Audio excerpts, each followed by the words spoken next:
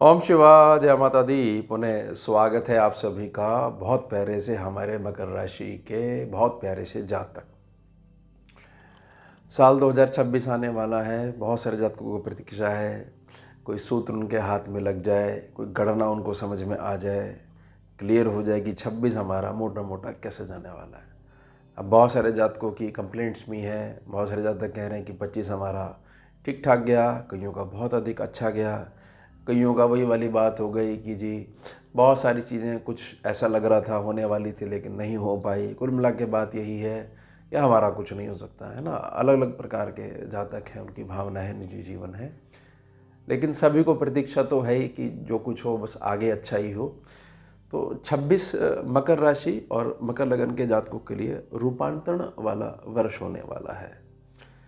ध्यान बना के रखिएगा, ये तो 26 की हम बात कर रहे हैं। आने वाले जो वर्ष हैं 2037 तक यह भी आपके अच्छे जाएंगे, क्योंकि हमें समझना है कि इन सब वर्षों का जो बेस है वह है बृहस्पति अतिचारी।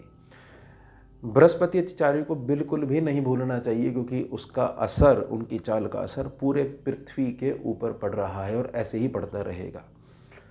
बाकी सारे ग्रहों का जो गोचर है वह अपने अपना विशिष्ट योगदान तो देंगे ही, लेकिन वह भी बृहस्पति अतिचारी चाल के अंडर में बने रहेंगे। ये स्कैनिंग विद्या की गणना है। अब बृहस्पति अतिचारी का क्या मतलब है कि जो सही है, जो सीधा है, वह ही आगे आएगा। अब जहाँ तक कहेंगे जो गलत है वो भी बहुत आगे है, नहीं उनको ऊंचाई पे ले जाया जा रहा है, वहाँ से गिराया जाएगा। फिर आप साक्षी बनोगे, दृष्टा बनोगे, देखिए ये गति होती है गलत चलने वाली। तो हमारे को क्यों जो है पीछे जाना है, हमें तो आगे बढ़ना है। तो रूपांतरण किन के लिए होगा? मकर राशि मकर लगन के जातकों के लिए। जो सही है, हर क्षेत्र में जो सही है वही आगे बढ़ेगा। अदरवाइज़ दिखने में जो व्यक्ति दिखता है कि बड़ा आनंद ले रहा है, मानसिकता उसकी ऐसी रहती है कि बहुत सारी बीमारी उन्हें घेरा हुआ है, नींद नहीं आती है, और भी चीज़ें साथ में लेके चलता है। तो बाहरी आकर्षण ठीक है, लेकिन जो आंतरिक जो स्थिति है वह बहुत अधिक मजबूत रहेगी और बाहरी स्थिति भी बहुत अधिक सुधरेगी, क्योंकि रूपांतरण का वर्ष है। अब इसमें 4 प्रमुख ग्रह गुरु, शनि, राहु और केतु को हम लेके चलेंगे। इनकी गोचरी व्यवस्था के आधार पर ही जो है हम गणना करेंगे आगे वीडियो में। सबसे पहले समझिए कि 40 दिनों के लिए शुरुआत में ही ये अस्त हो जाएंगे।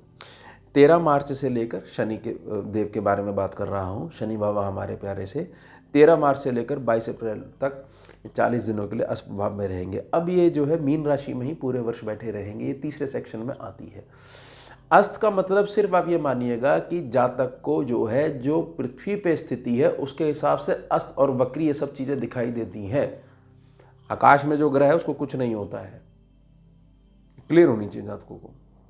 इस ग्रह के जो हम गोचर में बात करते हैं, ये ग्रह के मायने अलग हैं, और जो ग्रह जो ऊपर घूम रहा है, स्पेस में घूम रहा है, उसके मायने अलग होते हैं। यही ऊर्जा का जो भेद है ये स्कैनिंग विद्या बहुत अधिक स्पष्ट करती है।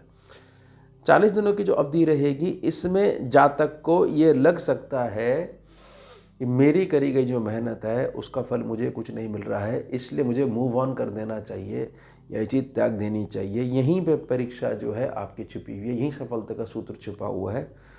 प्रार्थना रहेगी, अपने रिएक्शन को संतुलित करिएगा। अदरवाइज जो बीमारी है इन्हें उसकी गोली खा ली और उसने रिएक्शन दे दिया गोली ने, अब नई बीमारी पैदा होगी, अब नई गोली खा रहे हो, ये स्थिति हो सकती है। तो पूर्व में सूचना का क्या अर्थ है? पूर्व में सूचना का अर्थ ये है कि संभल के चलने का वक्त आ जाएगा, लेकिन इसमें जो संभल के चलने का जो वक्त है ये केवल मानसिकता के आधार पर बना रहेगा। बृहस्पति 2 जून को कर्क राशि में उच्च प्रभावी हो जाएंगे। अब कर्क राशि आपके सप्तम भाव में पड़ती है। यह स्थिति आपकी जो मासिक आय है इसके लिए बहुत ज़्यादा उत्तम है। उसके साथ साथ घर का जो आंतरिक माहौल है, खासतौर से जीवन साथी के साथ जो स्थिति है, उसमें बहुत ज़्यादा आनंद वाली चीज़ें आ जाएंगी। जीवन साथी के साथ बहुत अधिक कुछ बीमारी इत्यादि चल रही है, उसके सॉल्यूशंस मिलने शुरू हो जाएंगे, दवाई लगनी शुरू हो जाएगी, और आपकी जो पॉजिटिविटी है उसकी चर्चा जो है एक बड़े फ्रेंड सर्कल में बिल्कुल पहुंचेगी, चमकेगी। और उससे जो है लगातार जो है हर महीने जो है आगे इनकम के बेस के ऊपर, धन के बेस के ऊपर लगातार आप आगे ही बढ़ते रहोगे। डेट रहेगी 2 जून से, आप 2026 से ये चीज़ जो है आनी शुरू हो जाएंगी। इसलिए प्रार्थना करी गई जब वो 40 दिनों के लिए अस्त रहेंगे तब गलती मत कर देना, आगे फिर वो जो रिजल्ट जो बृहस्पति देने वाले हैं, ये एक ही ग्रह के दो रूप होते हैं, बृहस्पति शनि स्कैनिंग विद्या में।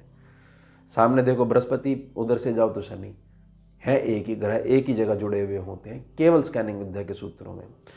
उसके पश्चात बृहस्पति भी 28 दिनों के लिए अस्त में चले जाएंगे, 15 जुलाई से लेकर 12 अगस्त 2026।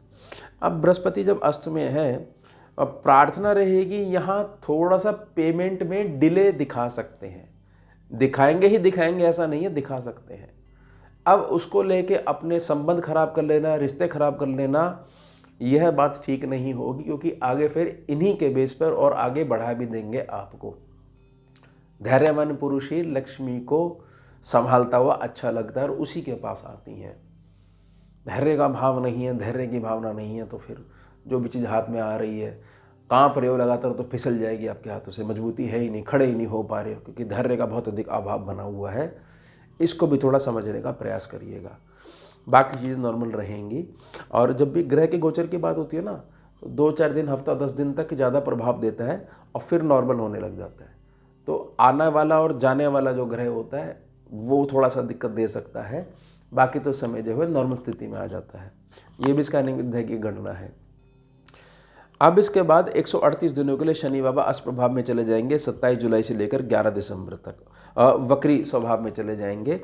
अब शनि जहाँ बैठे हुए हैं, यहाँ से वक्री होते ही ये चीज़ समझ लीजिएगा कि 27 जुलाई से लेकर 11 दिसंबर तक किसी भी स्थिति में ये नहीं कह सकते कि मेरे पास धन का बड़ा अभाव बना रहा। शनिदेव अपनी वक्री दृष्टि से दूसरे सेक्शन को, जो कुंभ राशि वाला सेक्शन है, इसको निखार देंगे। और पूर्व के समय में जिन लोगों ने बहुत अधिक पूजा पाठ कराई है, खूब पितरों का पूजन करवाया है, खूब उपाय करवाया है, वास्तु विजिट करवाई है, उन सब का जो रुका हुआ फल है इसको भी देने लग जाएंगे। है ना, कि काम धंधा नहीं चल रहा, हमने आगे किसी विद्वान के पास गए थे, वहाँ उन्होंने कुछ उपाय बताया था, हमें तो लगा नहीं कुछ काम करा। तो ये जब ये अपनी पोजीशन पे आ जाएंगे, पूरे 138 दिनों तक ये भर भर के आपको लाभ देंगे धन के रूप में, और मान सम्मान भी दिलवाएंगे, जो कि खो गया है, दब गया है, इसको भी वापस लेके आएंगे। अब बृहस्पति 31 अक्टूबर को सिंह राशि पे गोचर करेंगे। बृहस्पति पहुंच जाएंगे अष्टम भाव में।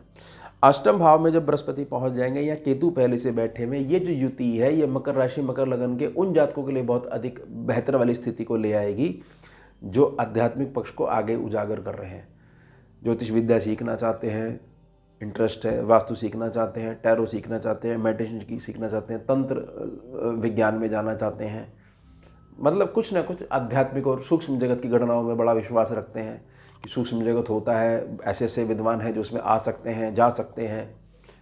स्वप्न लोक के माध्यम से बहुत सारे मैसेज उनको रिसीव हो रहे हैं, लेकिन कोई गाइडेंस वाला नहीं है, कुछ समझ में नहीं आ रहा है क्या करें। तो ऐसे लोगों के लिए बृहस्पति केतु की जो युति है ये गोल्डन टाइम शुरू कर देगी, और ये है जो आपके भविष्य को निखारना शुरू कर देगी। इसमें मैंने कहीं भी नहीं कहा है कि बरकत आपकी रुकेगी, यानी कि गुरु केतु का जो योग होता है वो चंडालों को प्रकट कर देता है। आप जो हो वही आपके पास आएगा, आपकी जैसी सोच है वैसा ही भोग की दृष्टि जो है वैसा ही भोग आपके पास आएगा। इन सूत्रों को भी बड़े बूढ़ों की जो बातें हैं समझना चाहिए और अपनाना चाहिए। 4 चीज़ देखेंगे ना तो 4 विषय हमारे पास होंगे, तो हमारे पास अपना निजी विषय कुछ भी नहीं है, क्योंकि हमने किसी को पकड़ना ही नहीं है, हमने केवल देखना है, समझना कुछ नहीं है। फिर थोड़ा सा भटकाव मिलता है। राहु और केतु 5 दिसंबर 26 से लेकर 23 जून 2028 तक ये भी राशि परिवर्तन में रहेंगे। राहु मकर राशि में पहुंच जाएंगे कुंभ से, और सिंह राशि से केतु पुनः जो है पीछे आ जाएंगे, यानी आगे बढ़ना, इनका पीछे जो जाना आगे बढ़ना कहलाता है, ये कर्क में आ जाएंगे। अब केतु जो है आपके सप्तम भाव पे आ गए और राहु आपके लगन में आकर बैठ गए। देखिए बड़ा क्लियर समझ लीजिए कि 10 आदमियों के दिमाग के बराबर एक दिमाग हो जाता है स्कैनिंग विद्या में जब राहु लगन में आ जाते हैं। 10 आदमियों के बराबर एक दिमाग हो जाता है, लेकिन संगत अगर ठीक नहीं होगी तो 10 आदमी जो है आपस में बैठकर बात ही करेंगे, काम नहीं करेंगे। बड़ा क्लियरली समझ लीजिएगा। तो राहु का जो ये परिवर्तन है ये आपको बहुत सारे लाभ दे सकता है, अगर आपका ध्यान केंद्रित है तो ही अपने फायदे वाले विषय के ऊपर, कि मेरा कल्याण का मार्ग ये है, इस समय धर्म अनुसार मेरा कार्य है पढ़ाई करने का, मेरा कार्य है जॉब करने का, मेरा कार्य अपने व्यापार को आगे विस्तार में ले जाने का, मेरा कार्य किसी शॉर्टकट पे जाके कुछ व्यर्थ की चर्चाओं में शामिल होने का नहीं है। राहु बहुत कुछ देना शुरू कर देंगे। लगन में राहु की ताकत को समझने वाले जो हैं बहुत कम लोग हैं। ये समझाने वाले भी कम लोग हो गए और मानने वाले भी कम लोग हो गए। समझ लीजिए कि तीसरे राहु की टक्कर का राहु हो जाता है कभी कभार, अगर जातक जो है उसकी अनुरूपता को अपना लेता है। लगन का जो राहु हो जाता है। बृहस्पति वक्री होंगे 122 दिनों के लिए साल के एंड में, 13 दिसंबर से लेकर 13 अप्रैल 2027 तक। देखिए वक्री जब होंगे तो समझ लीजिए कि सिंह राशि में बैठे बैठे वक्री हो रहे हैं। अब केतु की जो डिस्टर्बेंस जो थी वह वक्री दृष्टि से दब जाएगी, संतुलित हो जाएगी। केतु यहाँ बैठकर क्या करता है? केतु यहाँ बैठकर यही चीज़ करता है कि सबको जज करिए कि आप देखिए कितने अच्छे महानुभाव जातक हैं, हाय दुनिया ने आपके साथ कितना जुल्म करा। ये है केतु की आदतें 7वें सेक्शन की। अब बृहस्पति, अतिचारी बृहस्पति की वक्री दृष्टि इनके ऊपर जब आ जाएगी तो काम में लगा देंगे। अच्छा हाँ, बहुत सारे लोग खराब हैं, जाओ ये काम करके आओ, और ये काम होना चाहिए। तो बृहस्पति के दबाव के कारण केतु संतुलित बने रहेंगे। उस दौरान जो आपको लेसन सीखने को मिलेगा, बस उसको ही हमारे को लागू करना है। अब 26 का मूल क्या है? 26 का मूल है, कहीं रास्ते पे एक लकड़ी का बड़ा सा टुकड़ा पड़ा हुआ है, वो किसी की नज़र में नहीं आ रहा है, जबकि देख सभी रहे हैं, नज़रअंदाज करे जा रहे हैं। एक प्रकार से एक बार मान लीजिए वह आप हो। कोई उसको उठा लेता है, जो उसकी पहचान करने वाला है, घर ले जाके उस पर थोड़ा सा कार्य करके इसको बहुत अच्छा एक रूप दे देता है। तो ये क्या है? ये रूपांतरण है। रूपांतरण किस उसमें हो रहा है कि जब आपकी सारी चीज़ें जो है बिल्कुल ऐसी हो चुकी हैं, हमारा कुछ नहीं होने वाला है। 26 में बहुत सारी चीज़ें और ख़ास तौर से आध्यात्मिक पक्ष जो है बहुत अधिक निखर के आने वाला है। लेकिन सीधी बात यही है, क्या हम ऐसा मानते हैं? क्या हमारा ऐसा विश्वास है?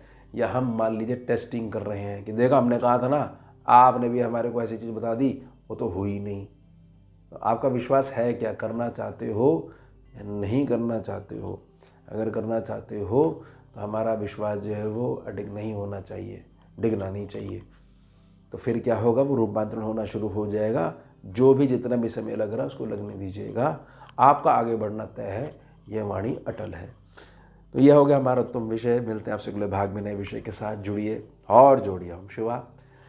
जय माता दी।